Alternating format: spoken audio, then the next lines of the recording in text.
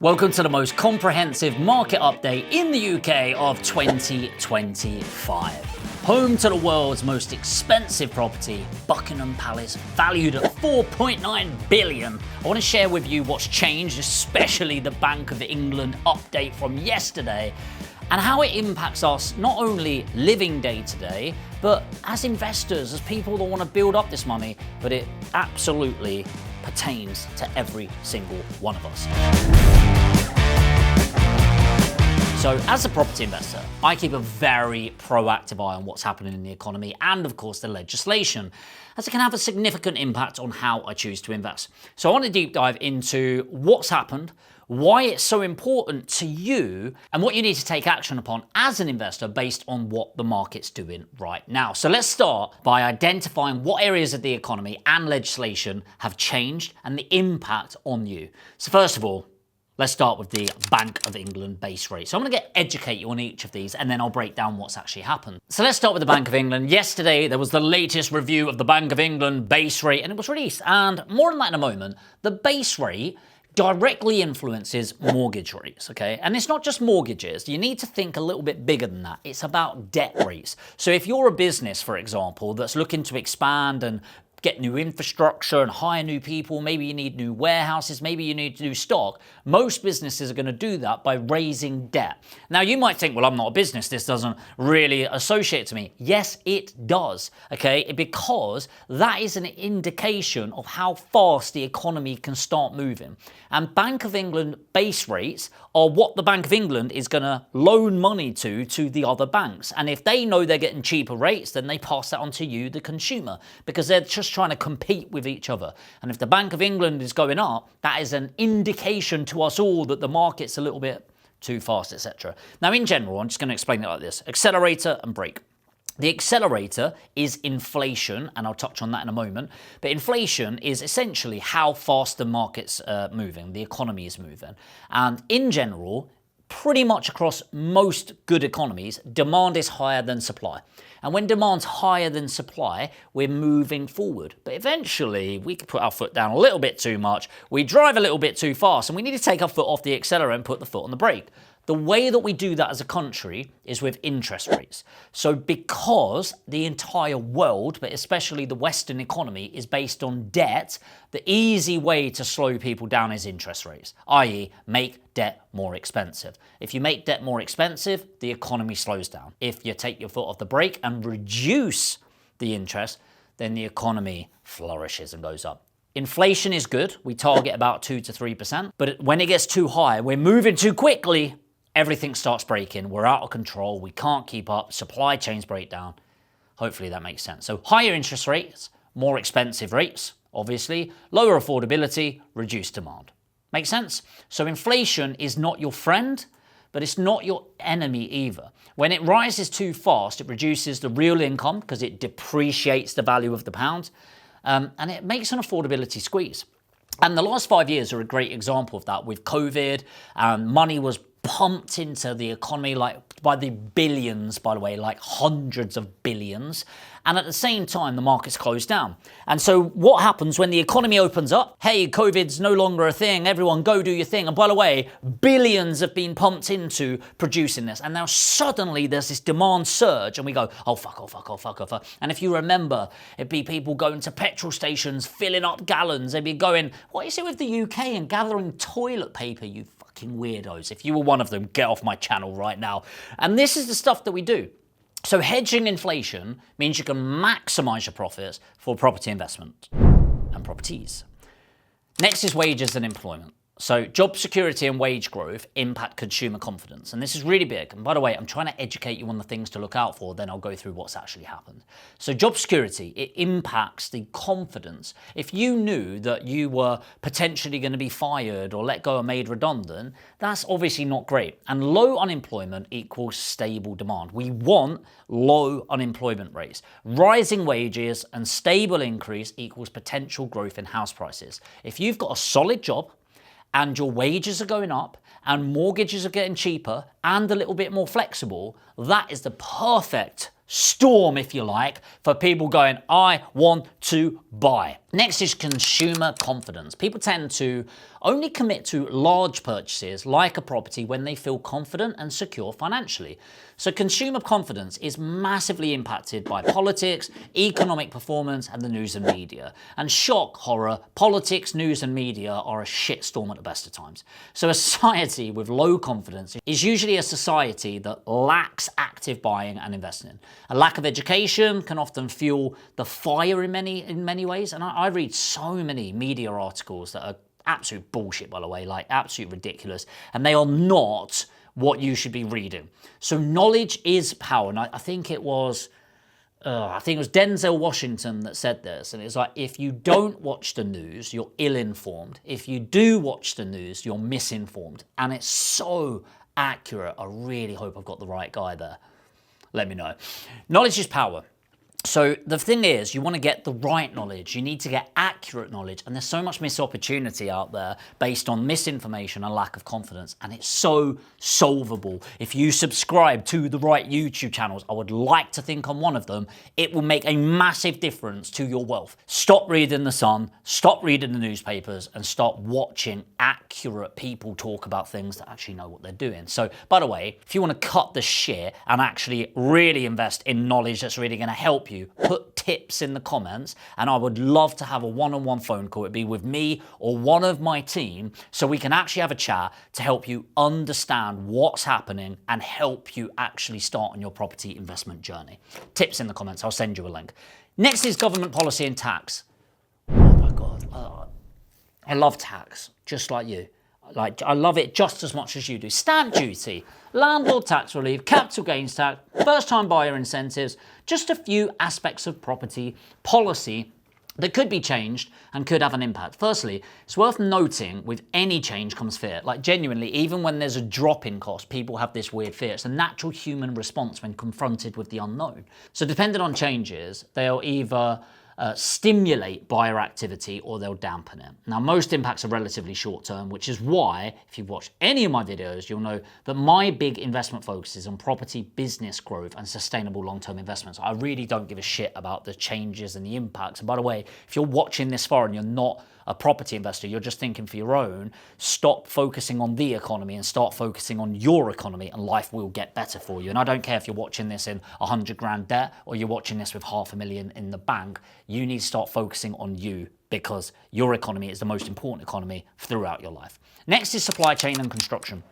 There's an increase in cost. Sometimes material shortages can occur. Projects can be delayed. This has massive impact. On average, bricks and timber and things like that went up 42% during COVID. You can imagine how that impacted refurbishments for landlords, impacted build costs for developers. It really makes a big impact. So if there's impact on build costs, then that means increased costs, which means fewer new properties, which means restricted supply, which means higher demand versus supply. So naturally, just that slight increase in cost of labor and cost of materials drastically reduces the supply on the market, and then it actually makes property prices shoot up. So now that you've got some background knowledge on how these areas impact UK property investment, let's look at the hot news just off the press of property right now and find out how you can take advantage of this. Let's start with the big one, the Bank of England base rate. So since May 2025, the Bank of England base rate has been 4.25%. And on the 7th of August, the Bank of England reviewed the latest interest, bringing out their latest review, cutting the rate by 0.25%, a quarter of a percent. Now, this was a fairly anticipated shift to prevent further economic downfall. And the reason they've done this is things have gone in the right direction and they want to stimulate the market in the right direction, okay? And it's really important that the fiscal policy, which is the financial policy, really encourages that.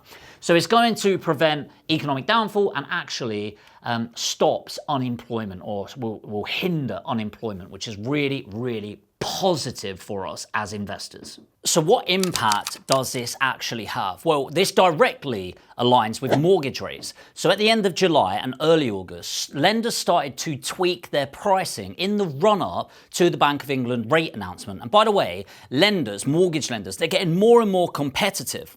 So they're really trying to sort of get that competitive edge, get people out of the market. And the only way they do this is by getting you to borrow money from them for less. So prices started to edge downwards, and average 2-year fixed mortgage rates dropping by 0.02% to 5.01% in total, which means the 2-year fix matched the 5-year average, which remained unchanged. Now that's a lot of words. Basically, cheaper money. Cheaper money is good if you own property and bad if you don't own property. If you don't own property and you're not in the mix now, get aggressive, because property prices are going to go up. Now, this is going to be accelerated because there's a small risk that it wouldn't have gone down. But of course, it has gone down now. And what that means is you'll find mortgage lending rates also come down because it indicates more confidence in it going down. So take speed with investment right now. Inflation, CPIH. CPI indexes. So this includes an owner-occupier, so it's housing costs. So the CPIH rose by 4.1% in the last 12 months to June 2025, and up from 4% in the last 12 months to May. So the CPI alone, which is not CPIH, CPI alone is the annual rate without housing in there, which is 3.6%, okay? Now, the idea is that we are targeting inflation to around 2%, all right? That's what we're really aiming for. And by the way, it's such a bullshit figure. It was made up in the 90s in New Zealand. It's absolute bollocks, very little information behind it, but that's a video for another time. So UK house prices inflation slows to 1.5%. Basically, price inflation has slowed a little bit, which is actually not a terrible thing. What it means for us is that as inflation comes down, people don't understand it. Inflation is an outcome of activity, and what we're doing with the interest rates is a deliberate move to slow or speed up that activity. That's the thing, right? It's kind of like, do you ever remember the bumper cars at a fairground that you got in and it just drove, and you controlled it by putting pressure on the brake and letting go? Hopefully I'm not just making that up. Hopefully you know what I mean anyway. The thing that baffles me is people go, oh my God, prices have slowed down. It's like, yeah, deliberately. That is exactly what we were planning to change and impact. And now we're having that impact. You're going, oh, it's slowed down. What does this mean? It means it's fucking working, you idiots. Not you, the people saying that. Hopefully, if you're not one of them, you're probably not watching my channel.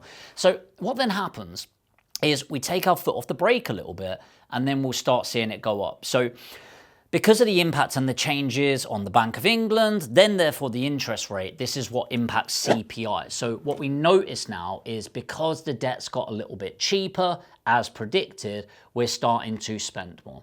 So the rate of employer contributions also increased, by the way, from 13.8% to 5%. Secondly, the threshold of contributions has dropped, which is really weird. Basically what it means is that we're now paying tax once a salary hits £5,000 as an employer, down from 9,100, which is really painful, by the way. Like, I know you're going to go, oh, poor millionaire, some of you will, but if you understand economics, really not great for businesses.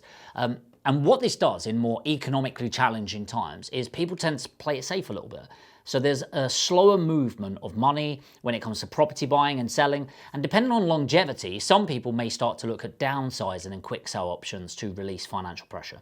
So I don't think we're quite there yet. This is not something that is going to impact drastically. If anything, I think from the last couple of months of moves, I actually think there's more positives that are coming. And so I believe we've got that 3 to 6 months window of opportunity to go all in on business. And if you do too, by the way, and you want to actually find out how, like I said, put tips in the comment.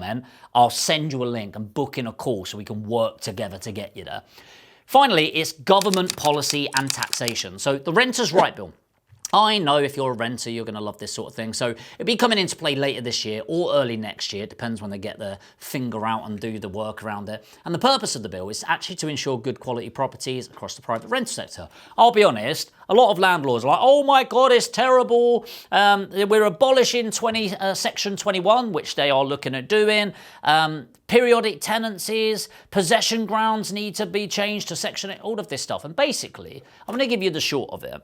What it does is it really hurts shit landlords, and it really hurts shit tenants. But if you're a solid landlord and you're a solid tenant, honestly, there's very little that I've read around it. They need to look at how to police it more and things like that.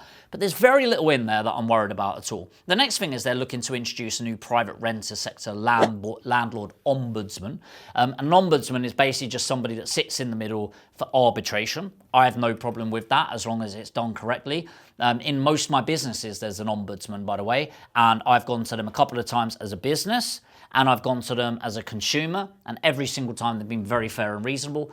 And also what they're looking to do is a private rented sector database to help landlords understand their legal obligations and demonstrate compliance.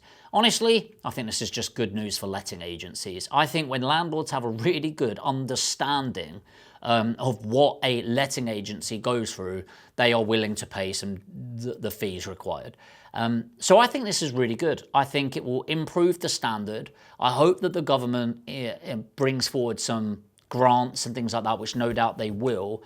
But overall, I genuinely think the updates are really positive. I just think you have to see it for the long term. I think there's a lot of people out there that are doomed, like honestly, buy-to-let's dead. They've been saying that shit for the last 10 years. And the reality, and what we need to think about is, what does this actually mean for you as a property investor? The interest rates, they're going to be positively impacted, which means that when we're putting our analyzers together, we can reduce the interest rate on there.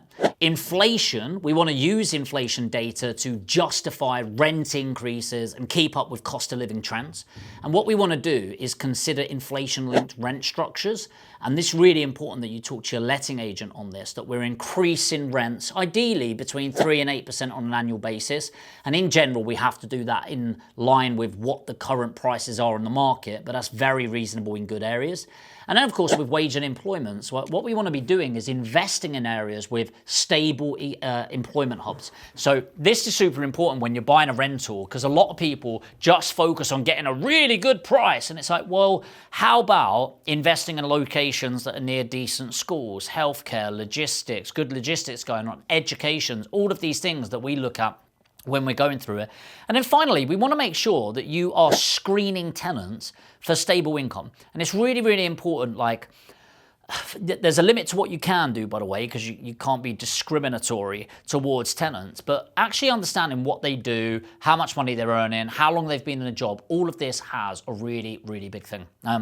Impact on there. Finally, and I really want to go through this one thing, is consumer confidence. Do not be a sheep. If you are watching this channel and you'll watch this far, why would you follow the masses? You want to be a part of the 1%. You need to do the things that 99% of people are not willing to do in order to have the life that 99% of people will never have. Warren Buffett says, be fearful when others are greedy and greedy when others are fearful. And what I love about change is it creates fear. And when there's fear in the market, I turn up with confidence. And I really think if there's one thing you can take away from this video, it is that when fear is out there, you turn up with confidence and you go as heavy as possible. And obviously with the tax changes and things like that, just make sure you're working with people that understand all of the implications of Section 24, buying in a company versus a personal name. So there's a lot there.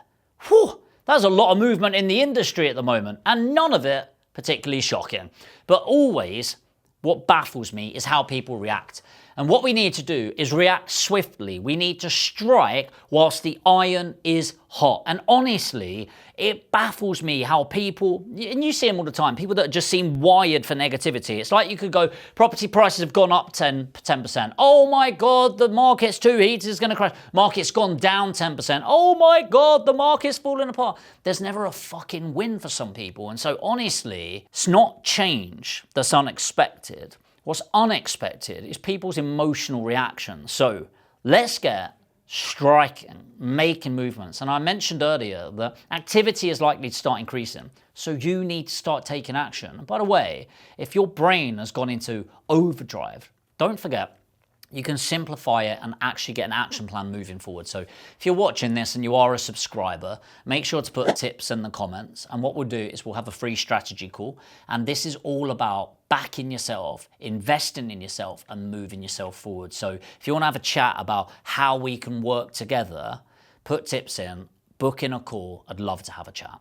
I hope this has been valuable for you. I quite like doing market updates, and I want to do more and more of them. And if I get good reactions from this, I'll do more and more and maybe make it a more continued thing. But I want to base this channel around you. So let me know in the comments if you liked it, what things you'd like me to change, what things you want me to bring to the channel. And if you're not a subscriber yet, you know what to do. Hit subscribe and the notification bell, and I'll see you in the next video.